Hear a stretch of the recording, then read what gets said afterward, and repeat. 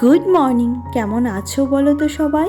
আশা করছি তোমরা সবাই ভালো আছো, আর আমরাও না বেশ ভালো আছি। আমার আরও একটি নতুন ব্লগে আবারও তোমাদেরকে স্বাগত জানাচ্ছি। ঘড়িতে বাজে সকাল 8টা, স্নান হয়ে গেছে, এখন পুজো করব, যার জন্য ফুল তুলতে চলে এলাম। প্রতিদিনের রুটিন, প্রতিদিনের মতোই চলে এলাম। আর এদিকে দেখো ফুল তুলে তারপর গোপোষণার সেবা তো আছেই, কিন্তু এর মাঝখানে দেখো কি পরিমাণে যে আকাশে মেঘ করেছে। আর আজকে তো মনসা পুজো, মনে হচ্ছে সারা দিন ঢালবে, জানো তো। আর এদিকে মেঘ, এতটা কালো মেঘ হয়েছে কি বলবো। আর এদিকে দেখো আমার ফুল তোলাও হয়ে গেছে, তো চলো এখন ঘরে গিয়ে গোপোষণার সেবা করব। আর এদিকে দেখো গোপোষণার সেবা শেষ করে এদিকে জানালার ধারে বসেছিলাম। কি মজা যে লাগছিল বৃষ্টিটা দেখতে, এত সুন্দর বৃষ্টি হচ্ছে, তো সেটা লোভ না সামলাতে পেরে একটু জানালার ধারে বসেছিলাম।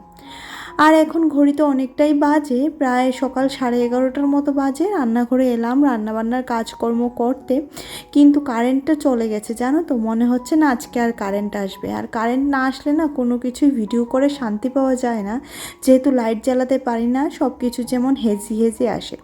আর এদিকে মিঠির জন্য একটুখানি ফল কেটে নিচ্ছি, ওইদিকে মৌসুম্বি লেবুটা কেটে নিলাম, সাথে করে একটুখানি কলাও কেটে নিচ্ছি মিঠির জন্য। এবার ওকে দিয়ে দেবো। আর সকালেরও টিফিন খাওয়ার পর এটা ফলটা দিচ্ছি ওকে। আর এভাবেই কেটে দিলেই সে খায়, না হলে একদম হাতে ধরে খেতেই চায় না। আর এদিকে কিন্তু বৃষ্টি পড়া একদমই থামছে না। ওই যেরকমটা বলেছিলাম কারেন্ট নাও আসতে পারে, কারেন্ট কিন্তু আসেনি, জানো তো। আর এই মুহূর্তে চিকেন রান্না করতে হবে, তো সব কিছুকে কি করেছি বলো তো, আদাটাকে থেতো করেছি, রসুনটাকে থেতো করেছি, সাথে সমস্ত রকম মশলা দিয়ে জিরে লঙ্কা, তারপর ধনে, আর লঙ্কাটা কিন্তু এটাতে দিইনি, আগে মাখার পর তারপর লঙ্কাটা দেব। এবার তেল দিয়ে ভালো করে মেখে নিলাম, সর্ষের তেল দিয়ে। আর এদিকে দেখো দিয়ে দিলাম টমেটো আর কিছুটা কাঁচা লঙ্কা। এই মুহূর্তে কিন্তু আমি আর চিকেনটাতে হাত দেব না, কারণ হাত জ্বালা করবে। তো কিছুটা তেজপাতাও দিয়ে দিলাম। আর এটা আমি কুকারে করব, তো কুকারে করলে অনেকটা তাড়াতাড়ি হয়ে যায়, তো সেই কারণে কুকারে করব। আর তাড়াতাড়ির থেকেও বেশি খুব কম তেল মশলায় কুকারে রান্নাটা বেশ ভালোই লাগে কিন্তু খেতে। আর ওই যে বললাম কারেন্ট না থাকলে কোনো কিছুই ভালো লাগে না, তো সেই কারণে না মশলা বাটতে না পেরে ওই ভাবলাম যে আজকে কুকারেই করে নিই। আর চিকেনটা দেখতে একটু ঝোল ঝোল হয়েছে, কিন্তু খেতে বেশ ভালো হয়েছিল, যেহেতু ভয়েস ওভারটা খাওয়ার পরই দিচ্ছি।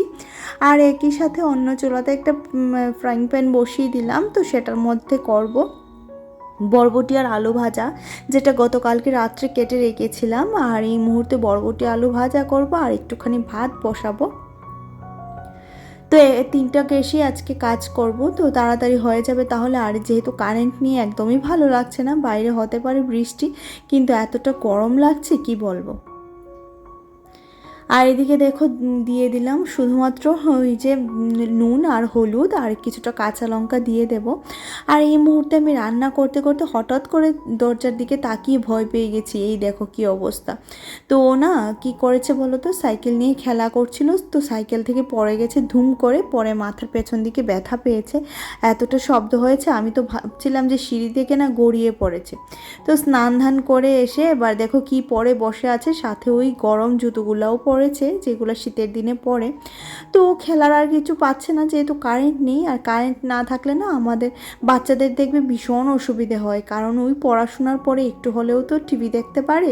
আর এখানে কারেন্ট না থাকাতে তো টিভিটাতে হাতই দিতে পারছে না, জানো তো। আমাকে বারবার বলছিল মোবাইলটা দেওয়ার কথা, কিন্তু আমি মোবাইলটা দিই না। যতটুকু সময় ও নিজের মতো করে খেলতে পারে ঠিক ততটুকু সময় ওকে দিই, কারণ একটা সময় জানো তো ওকে আমার মোবাইল দিয়েই বড় করতে হয়েছিল, যে মোবাইলটা দিয়েই বসিয়ে রাখতে হয়েছিল, এমনও দিন গেছে। তো এখন আর মোবাইলটা দিতে চাই না, জানো তো। আর এদিকে দেখো চিকেনটা হয়ে গেছে, দেখে মনে হচ্ছে এতটা তেল দিয়েছি, কিন্তু আসলে এতটা তেল দিইনি।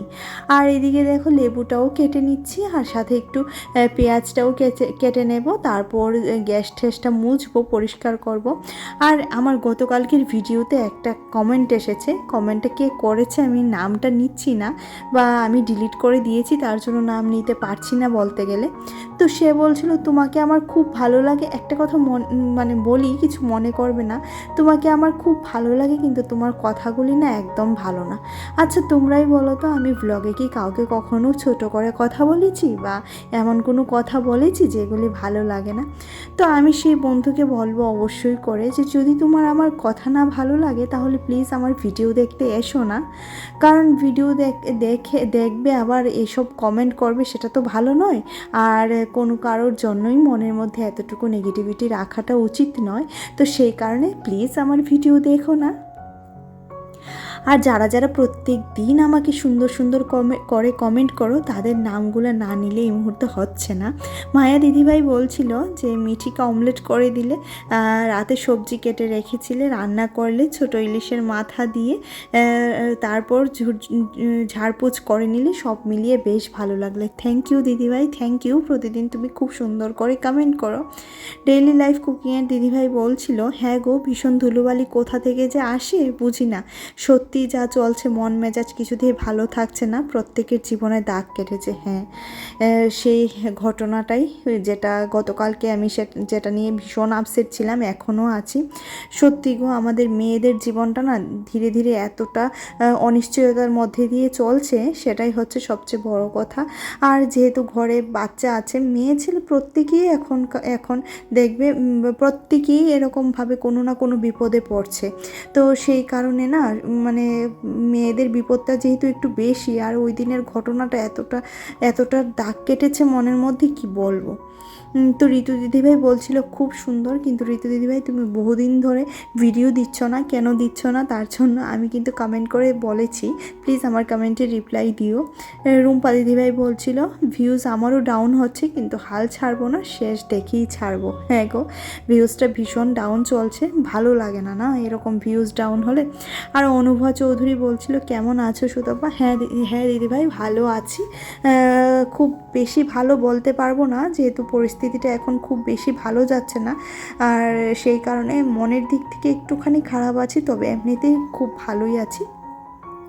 আর এদিকে মিঠির জন্য ভাত নিয়ে বসলাম। আর আমি কিন্তু আজকে রাত্রেবেলা ভয়েস দিচ্ছি, তো যারা যারা কমেন্ট করবে ভিডিওতে তারা প্লিজ রাগ করো না, যাদের নাম নেওয়া হয়নি প্লিজ রাগ করো না, আমি অন্যান্য ভিডিওতে তোমাদের নাম অবশ্যই নিয়ে নেব। আর এদিকে দেখো মিঠির জন্য ভাত নিয়ে ওই মিঠিকে খাওয়াতে বসলাম, তো তার এই ভাজাটা ভীষণ ভালো লেগেছে। আর গরম গরম তো, এদিকে দেখবে গরম ভাত সব কিছু গরম, তো আর এদিকে কারেন্ট নেই, এতটা বিরক্ত লাগছিল। সেই 11:30টায় কারেন্ট এসেছে তখন দুপুর 3:10 বাজে।